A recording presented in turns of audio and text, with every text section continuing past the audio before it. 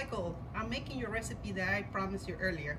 We're gonna make the guacamole that everybody loves at the office. I hope you like the recipe. It's simple, it's super easy, and I know you are a master chef, so it's not gonna be a problem to mix like 5 ingredients and come up with the most authentic Mexican guacamole that you can find out there. So here are the ingredients. You need Mexican onions, cilantro, you need your half avocados, some limes if you have the Mexican little limes like I do, that would be great.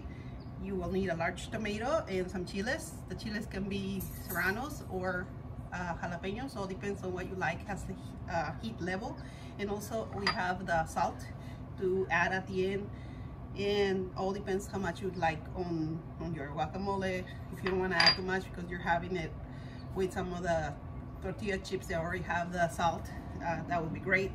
So we're gonna start chopping the ingredients, and I'll let you see how things come out, and I wish you were here to taste it. And soon I'll drop some at the office so you can try it. Okay, so first we start by washing all the ingredients, like dirt, somebody's hands, all that stuff. So make sure we wash everything and cut the stems over here from in the cutting board. We're gonna wash our cilantro also.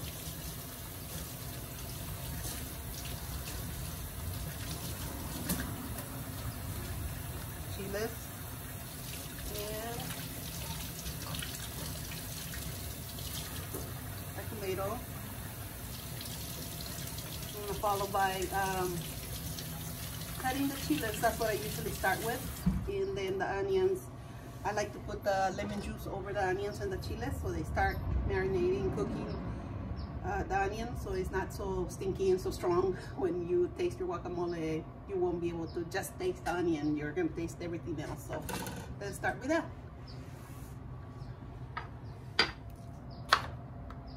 The easiest way to cut the chiles for me, so they don't run away from you and you cut your fingers, is just make a little flower like that and start cutting them. They're gonna be super diced and small, and you don't run the risk of cutting yourself. We're gonna do that with the onions also, and then the tomatoes we're just gonna cut the regular way, cut them in half and then face down and over into little small pieces. So let me get to do that, and then I'll show you a little more once I get that done. I end up using only 3 of the chiles because I really don't know how spicy they are. I have an idea that they might be a little spicy, I can smell them.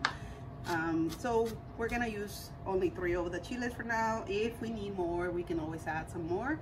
The cebollas or onions, you cut the top part and then you start doing the same thing I did with the chiles. Just make your little flower and start cutting it.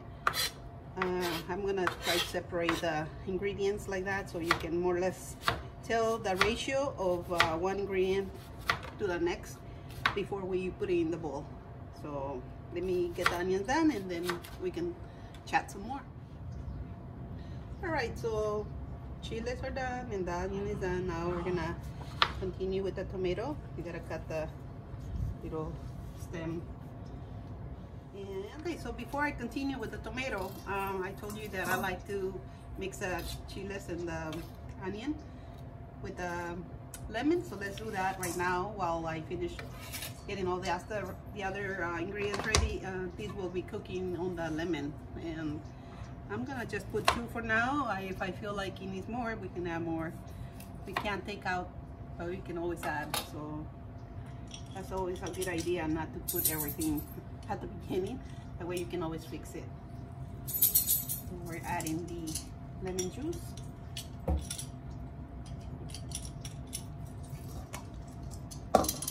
I don't think we're gonna need more than 2 because they have a lot of juice. So we're gonna see how they taste after we mix it, and at that point we can always add if needed, but I don't think it's gonna need any more. My awesome husband just sharpened my knife, so I think I can actually get this job done now. Oh yeah, what a difference.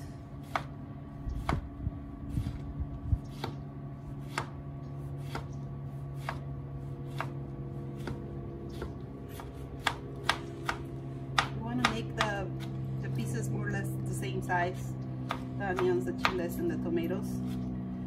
The best way to cut your cilantro is to fold the ends and fold it tight, and then you make a little bundle like that. You start running your knife like these, so you can get small little pieces and don't have to go over it again. This is what we're gonna need. Okay, that should be good. We're gonna mix it.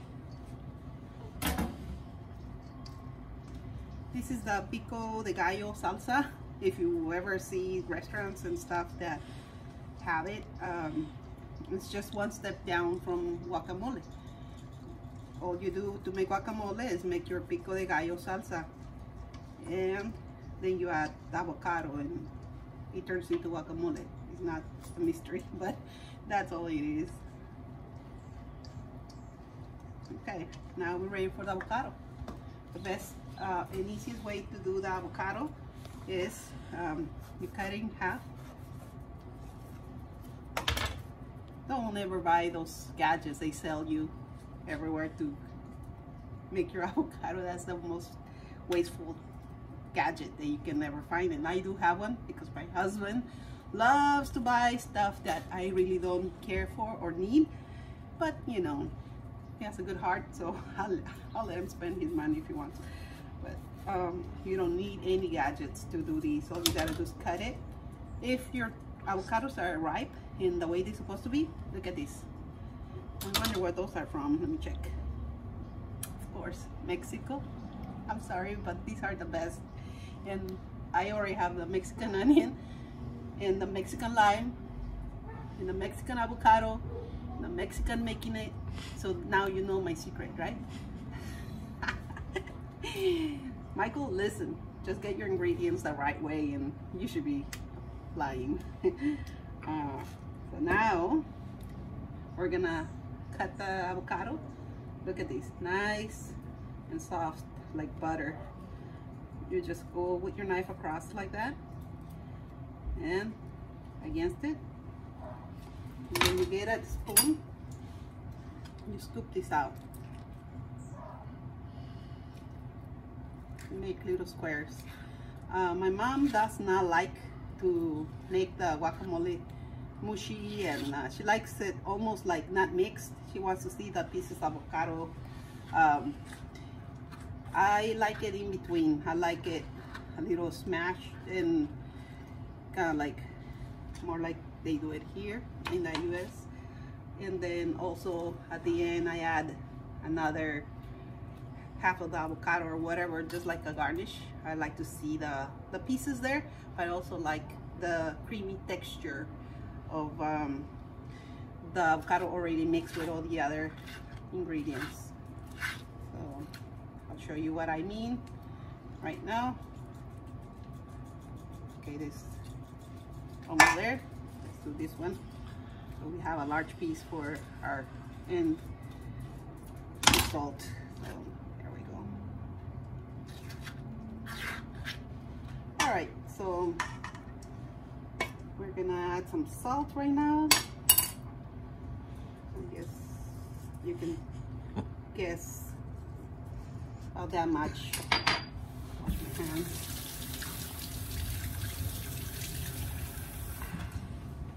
Okay, all right, so my husband always does the best avocado picking than anybody I know. He's an expert at these. He has a little store and he has clients and people that come just for the avocados because he always has the best. And there's nothing worse than buying avocado that has been frozen and it's black when you open it. So try to buy them green and don't buy them at the store ready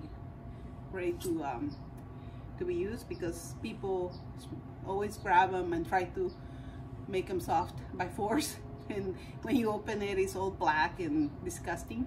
So buy them green and then put them away If you buy them green, it takes like 4 days for them to be ready to be eaten. So always when you're gonna have a party or whatever, plan ahead, buy your avocados like a week in advance. And if they're ready and you still got 2 more days to wait for the party, then at that time you can put them in the fridge and they're gonna wait for you then.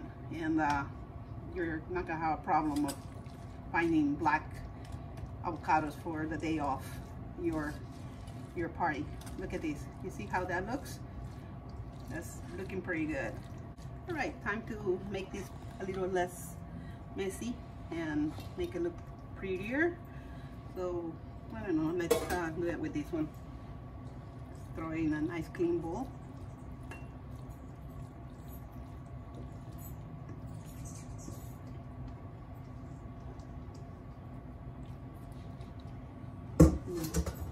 Try this for salt. It's perfect.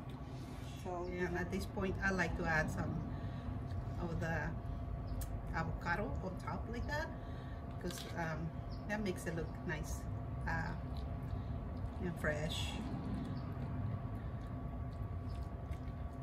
and you can tell that it's not from a bag from Costco.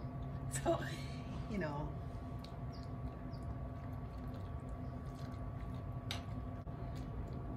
hope you like this recipe, Michael. Avocado, tomato, chiles, lemon, onions, cilantro, salt, and wanting to do it. That's all you need.